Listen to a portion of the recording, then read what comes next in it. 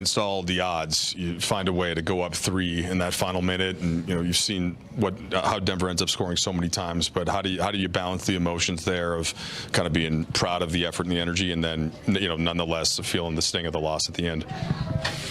Yeah, I'm proud of the group for their level of fight and resiliency, particularly not getting off to a great start there in the second half. Our transition defense was pretty bad from the first 6 minutes on.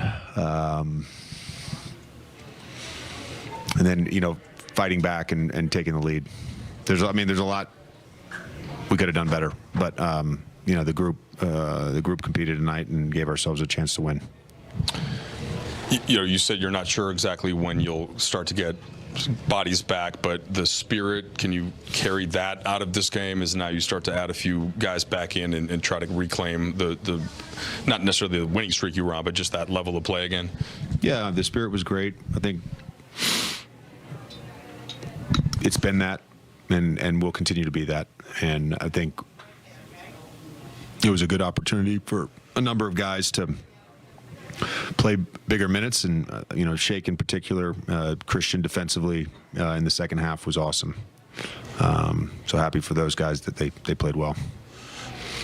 JJ, people who've been around Austin, like yourself, like us, know his level of competitiveness, but what did you kind of make of his performance and his toughness tonight? Yeah, I certainly asked a lot of them on the second night of a back-to-back, not just the 40 minutes, but just the vast majority of playmaking duties, and I thought he did an outstanding job. And again, I hate to keep using the word organization, but when we were very intentional and organized about what we were doing, I thought we created some fantastic offense. When you brought Jordan Goodwin back from this team on a two-way after he was with you in training camp, did you have a sense he could be this player for you? Yeah. What gave you that sense? Because there's been a handful of performances. September. I don't know the exact date he joined our preseason gym, but what would have happened sooner had he not hurt his hamstring. The coaching staff was all fighting for him. How's Dalton after the fall? His back and head apparently are okay. I guess he cramped on takeoff. Koloko, I think, ends up being like plus 13. It just seemed like he made a difference defensively around the rim. Hasn't played a lot lately, but what did you make of him hanging in there tonight in a tough matchup? And does that give you any confidence as you move forward here?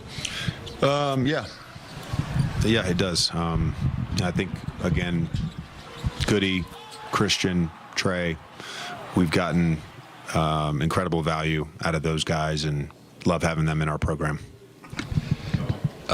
JJ, you said pregame, you mentioned that maintaining perspective with the messaging, with the group. What was the messaging after tonight? Just that very, very proud of their fight and the way they started the game and the resiliency they showed to get back in the game. And there's I think the play that Jokic got the and one, I'll take some ownership of that, just because that was a short timeout, and I ran on the floor to check on DK, and then I ran back, and I didn't have time to really get us the right substitutions and matchups that I would have wanted. And that's not a knock on CK, but I just kind of put him in a tough spot, knowing that Jokic was going to go quick. So, and then last play, I just no comment on that one. You got to foul him for potential. Yeah. He's very smart on how to create that contact. You want an and one there, Byron? Yeah, you did. Definitely did. But again, you're in Denver, so. Yeah, 37-13 for Austin. Let's go inside the Laker locker room. He's the mic. Austin, JJ said he told you guys he was proud of the efforts. How do you balance that, knowing how shorthanded you were, taking the three-point lead in the final minute, but then, Denver executing down the stretch and getting the win, kind of the pain of that versus the pride, I guess? Yeah, you always want to win, and regardless of who you take the floor, with, we feel like we could, win, and, we went and put ourselves in a good position to do that. And,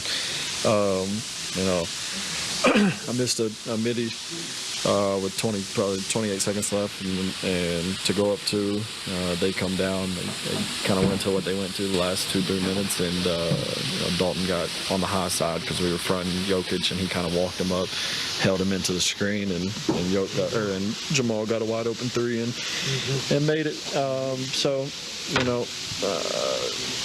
Losing sucks, but I'm happy with what these guys in the locker room did tonight. I know you're focused on the team and the result and everything, but you've shown now pretty consistently you can carry a much bigger load when needed. LeBron missed the game a couple weeks ago. Tonight, no LeBron or Luka.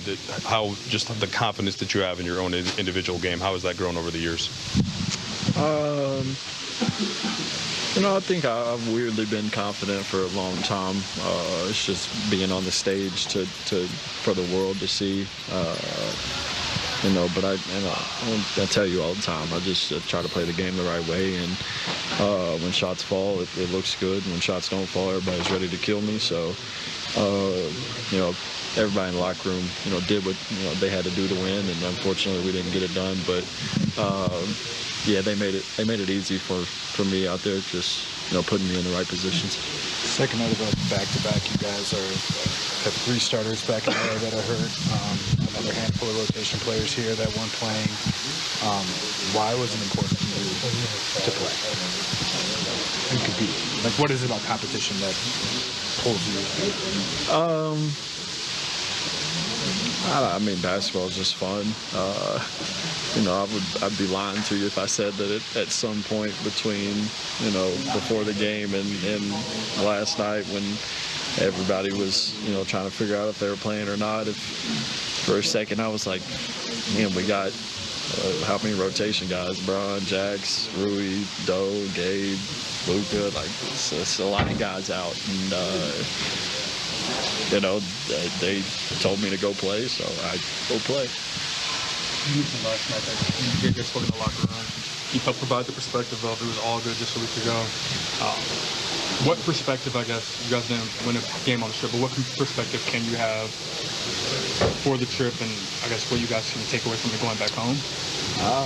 We went 0-4, so it's a pretty bad trip.